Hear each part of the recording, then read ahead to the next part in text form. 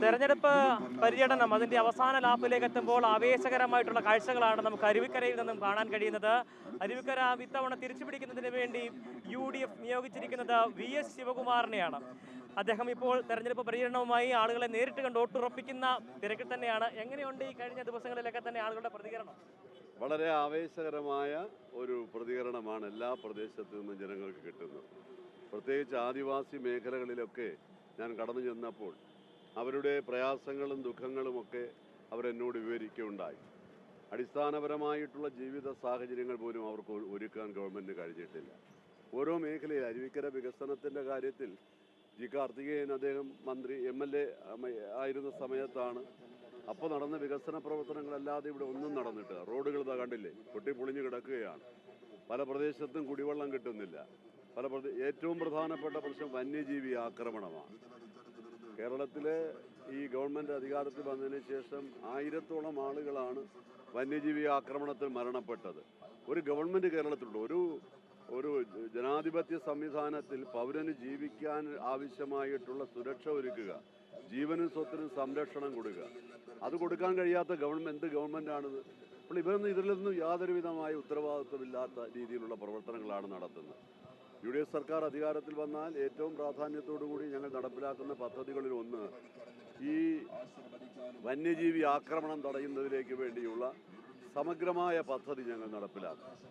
ഈ വനമേഖലയിലെ താമസിക്കുന്ന ആളുകൾക്ക് ഞങ്ങൾ അവരുടെ ജീവിത സുരക്ഷ ഞങ്ങൾ ഉറപ്പുവരുത്തും. അതുപോലെ തന്നെ അങ്ങനെയുള്ള ഒരു സാഹചര്യമാണ് ഇവിടെ ഉള്ളത്. വളരെ ആവേശകരമായ സ്വീകരണമാണ് എല്ലാ പ്രദേശത്തും കിട്ടിയത്. ഏതാണ്ട് 30 വർഷത്തെ ഇടവേളയ്ക്ക് ശേഷമാണ് ഇടതുപക്ഷം ഇവിടെ അധികാരത്തിലേക്ക് വരുന്നത്. അതിനുശേഷം അത് തിരിച്ചു പിടിക്കാനായിട്ട് അങ്ങ് വരുമ്പോൾ അങ്ങ് തിരുവനന്തപുരത്ത് വേറൊരു മണ്ഡലത്തിലായിരുന്നു. അതിനുശേഷമാണ് അരുവിക്കരയിലേക്ക് വരുന്നത്. ഈ രണ്ട് മണ്ഡലങ്ങൾ തമ്മിലുള്ള ഒരു താരതമ്യം ആ ഒരു അനുഭവം എങ്ങനെയാണ്? അത് നഗരപ്രദേശത്തുള്ള ഒരു മണ്ഡലമാണ്. അവിടെ തീരദേശ മേഖലയിലെ പാവപ്പെട്ട ആളുകൾ, മത്സ്യത്തൊഴിലാളികൾ, പിന്നെ ഇടത്തരക്കാരായിട്ടുള്ള ആളുകൾ നഗരപ്രദേശങ്ങളിൽ താമസിക്കുന്നു. ഇവിടെ എല്ലാവരും കർഷകരും കർഷക തൊഴിലാളികളും ആദിവാസി മേഖലയിൽ താമസിക്കുന്നവരും സമൂഹത്തിലെ എല്ലാ വിഭാഗം ആളുകളും അധിവസിക്കുന്ന ഒരു മേഖലയാണ്. അതുപോലെ തന്നെ എല്ലാവരും ഒരു ഐക്യത്തോടു കൂടി ഒരു ഏകോദര സഹോദരന്മാരെ പോലെ ജീവിക്കുന്ന ഒരു പ്രദേശമാണ്. ഞാനിതാ ഇപ്പോൾ കടന്നു വന്ന ഒരു മേഖലയുണ്ട്. രാവിലെ ഇന്ന് തൊഴിക്കോട് പഞ്ചായത്തിലാണ്. മുസ്ലിങ്ങളും ഹിന്ദുക്കളും ഒരു പ്രദേശത്ത് ഒന്നിച്ച് താമസിക്കുന്നു. അത് കണ്ടപ്പോൾ എനിക്ക് തന്നെ വലിയ സന്തോഷം തോന്നി. നമ്മുടെ ഒരു കാഴ്ചപ്പാടെന്ന് പറയുന്നത് ഒരു മതേതര സമൂഹമാണ്. അതിൻ്റെ ഒരു യഥാർത്ഥമായിട്ടുള്ള ഒരു പ്രദേശമാണ് പിന്നെ അരുവിക്കര എന്ന് പറയുന്നത്. ആ ഒരു സന്ദേശം നമുക്ക് സമൂഹത്തിൽ കൊടുക്കാൻ കഴിഞ്ഞ ഒരു സാഹചര്യം, അങ്ങനെയുള്ളൊരു പ്രദേശമാണ് അരുവിക്കര. അപ്പോൾ ഗ്രാമീണ മേഖലയാണ്, തികച്ചും വനമേഖലയാണ്. അവരുടേതായ പ്രശ്നങ്ങളുണ്ട്. ആ പ്രശ്നങ്ങൾ പരിഹരിക്കപ്പെടേണ്ടതുണ്ട്. അരുവിക്കരയുടെ ആ പ്രശ്നങ്ങൾ, ഈ പ്രദേശത്തെ ജനങ്ങളുടെ പ്രശ്നങ്ങൾ കാർത്തികേയൻ നയിച്ച ഒരു കാലഘട്ടമുണ്ടായത്. അന്ന് അവരോടൊപ്പം അദ്ദേഹം നിന്നിരുന്നു. തീർച്ചയായിട്ടും അദ്ദേഹത്തിൻ്റെ പാത പിന്തുടർന്നുകൊണ്ട് ഞാൻ ഈ അരുവിക്കരയിൽ ജനങ്ങളോടൊപ്പം ഉണ്ടാകും. ഇവിടുത്തെ പ്രശ്നങ്ങൾ പരിഹരിക്കുവാൻ വിജയിച്ചു വന്നാൽ അതിന് വേണ്ടുന്ന മുന്തിയ പരിഗണന കൊടുത്തുകൊണ്ട് മുന്നോട്ട് പോകും. ഞാൻ ജനപ്രതിനിധിയായിരുന്നപ്പോഴും മന്ത്രിയായിരുന്നപ്പോഴും ജനങ്ങളുടെ പ്രശ്നങ്ങൾ പരിഹരിക്കുന്നതിലേക്ക് വേണ്ടി, നാടിൻ്റെ വികസന പ്രവർത്തനങ്ങൾ അത് പരിഹരിക്കുന്നതിലേക്ക് വേണ്ടിയുള്ള സമഗ്രമായ പദ്ധതികൾ ആവിഷ്കരിച്ചിട്ടുണ്ട്. തിരുവനന്തപുരം നഗരം ഇന്ന് കാണുന്ന ഒരു വികസിത നഗരമായി മാറ്റിയത് ഉമ്മൻചാണ്ടിയുടെ ഗവൺമെൻറ് ഇരുന്ന സമയത്ത് ഞാൻ തിരുവനന്തപുരം ജില്ലയുടെ ചാർജ് ഉണ്ടായിരുന്ന മന്ത്രിയാണ്. അവിടെ കണ്ടിരിക്കുന്ന വികസനങ്ങൾ മുഴുവൻ ആ സമയത്ത് നമ്മൾ നടത്തിയതാണ്. അപ്പോൾ അതുപോലെ ഇവിടെ എൻ്റെ മനസ്സിൽ പതിഞ്ഞ കാര്യങ്ങൾ അത് നടപ്പിലാക്കുക എന്നുള്ളതാണ് ഇവിടെ ഏറ്റവും പ്രധാനപ്പെട്ട ഉത്തരവാദിത്വമായി ഞാൻ ഏറ്റെടുത്തിട്ടുള്ളത്. അത് നടപ്പിലാക്കും. നിരവധിയായിട്ടുള്ള വിമർശനങ്ങൾ അല്ലെങ്കിൽ ആ നിലയ്ക്കുള്ള ചില വിവാദങ്ങളൊക്കെ തന്നെ ഈ തെരഞ്ഞെടുപ്പ് കാലത്ത് ഡീല് പോലുള്ള സംഭവങ്ങളൊക്കെയാണ് ഉയർന്നു വരുന്നത്. തിരുവനന്തപുരത്തെ പല മണ്ഡലങ്ങളിലും അത്തരത്തിലുള്ള കാര്യങ്ങൾ ആരോപിക്കപ്പെടുന്നുണ്ട്. അരുവിക്കരയെ സംബന്ധിച്ചിടത്തോളം എങ്ങനെയാണ്? അരുവിക്കരയിൽ നമ്മുടെ ഇതിനകത്ത് ഇന്നത്തെ നിലവിലുള്ള രാഷ്ട്രീയ സാഹചര്യങ്ങൾ വിലയിരുത്തിക്കൊണ്ട് ജനങ്ങൾ വോട്ട് ചെയ്യും. 10 വർഷക്കാലത്തെ ഇടതുമുന്നണിയുടെ ദുർഭരണം അത് ജനങ്ങൾ അവർക്ക് സഹിക്കുന്നതിനും അപ്പുറത്തായിരിക്കുകയാണ്. വിശ്വാസി സമൂഹത്തോട് അവർ കാണിച്ച വഞ്ചന, ചതി, അതെല്ലാം ഈ ജനങ്ങളുടെ മനസ്സിലുണ്ട്. ഞാൻ 5 വർഷം ദേവസ്വം മന്ത്രിയായിരുന്നയാളാണ്.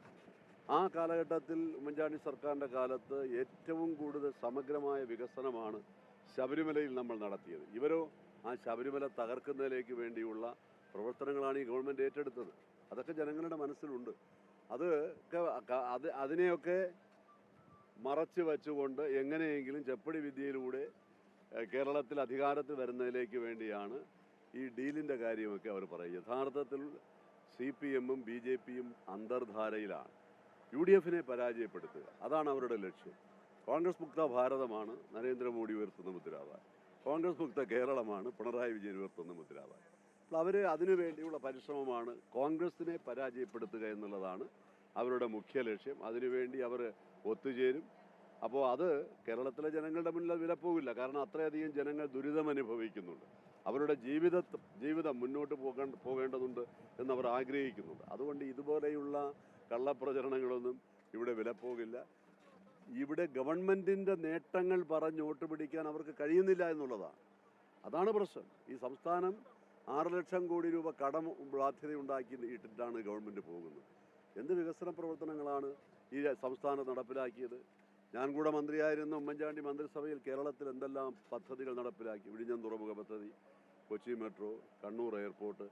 ഞാൻ കൈകാര്യം ചെയ്തിരുന്ന ആരോഗ്യ വകുപ്പിൽ മെഡിക്കൽ കോളേജ് ഇല്ലാതിരുന്ന എല്ലാ ജില്ലകളിലും ഞങ്ങൾ മെഡിക്കൽ കോളേജ് തുടങ്ങി. എല്ലാ ചികിത്സകളും സൗജന്യമായി നമ്മൾ കൊടുത്തു. അങ്ങനെയൊക്കെയുള്ളൊരു ഗവൺമെൻറ്റായിരുന്നു കേരളത്തിൽ. അപ്പോൾ ജനങ്ങൾ അതൊക്കെ വിലയിരുത്തുന്നു എന്ന് മനസ്സിലാക്കുമ്പോൾ ചില കാര്യങ്ങൾ പറഞ്ഞ് ആളുകളെ തെറ്റിദ്ധരിപ്പിച്ചിട്ടുള്ള പ്രവർത്തനങ്ങളാണ് ഇവിടെ നടത്തിക്കൊണ്ട് മുന്നോട്ട് പോകുന്നത്. അതിനകത്ത് യാതൊരു കാര്യവും ഇവിടെ ശരിക്കും LDF-ഉം UDF-ഉം തമ്മിലുള്ള മത്സരം തന്നെയാണ്. ഇവിടെ തീർച്ചയായിട്ടും LDF UDF-ഉം തമ്മിലുള്ള മത്സരമാണ് നടക്കുന്നത്. എന്തായാലും തികഞ്ഞ വിജയ പ്രതീക്ഷ തന്നെയാണ്. തീർച്ചയായിട്ടും ഉജ്ജ്വലമായ വിജയം നേടും അരുവിക്കരയിൽ. അരുവിക്കരയിൽ ഈ സീറ്റ് G. കാർത്തികേയന് 25 വർഷക്കാലം, അത് കഴിഞ്ഞ് ശബരിനാഥൻ 5 വർഷക്കാലം, അത് നമുക്ക് നഷ്ടപ്പെട്ടു. ഈ സീറ്റ് തിരിച്ചു പിടിക്കുന്നതിലേക്ക് വേണ്ടിയാണ് പാർട്ടി എന്നെ നിയോഗിച്ചിരിക്കുന്നത്. ആ നിയോഗം ഞാൻ ഏറ്റെടുത്ത് ശക്തമായി മുന്നോട്ട് പോകും. ഇവിടെ വിജയം സുനിശ്ചിതമാണ്. വലിയ ഭൂരിപക്ഷത്തിൽ വിജയിക്കും, യാതൊരു സംശയവുമില്ല. തീർച്ചയായും വലിയ വിജയപ്രതീക്ഷ തന്നെയാണ് UDF ഉള്ളത്. ഒപ്പം തന്നെ VS ശിവകുമാർ ഉള്ളത്. കൈവിട്ടുപോയ ആ ഒരു കുത്തക മണ്ഡലം അത് തിരിച്ചു പിടിക്കാൻ ഇത്തവണ കഴിയുമെന്ന് തന്നെയാണ് UDF-ൻ്റെയും VS ശിവകുമാറിൻ്റെ പ്രതീക്ഷ. ക്യാമറ പേഴ്സൺ ജോസിനൊപ്പം എബി ജോൺ തോമസ്, അമൃത ന്യൂസ്, തിരുവനന്തപുരം.